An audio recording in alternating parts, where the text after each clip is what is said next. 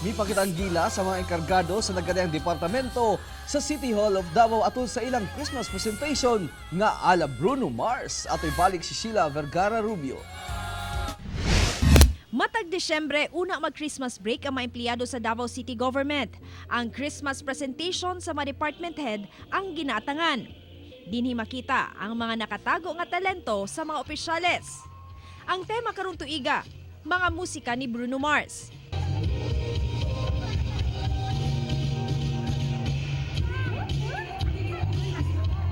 Kumbida ang girls, pinangunahan ni Attorney Zulaika Lopez.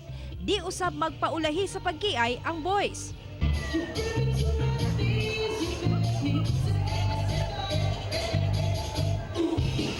Aduna sa music video kung diin hataw ang tanan, sulod o gawas sa City Hall.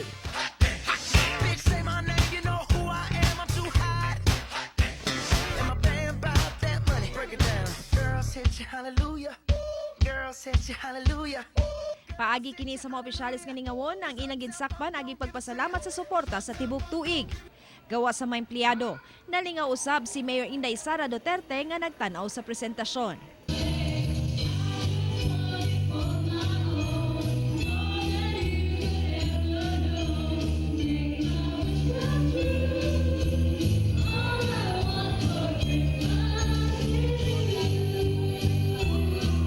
Kauban si Bebot Kahes sa kamera, ako si Sheila Vergara Rubio para sa One Mindanao.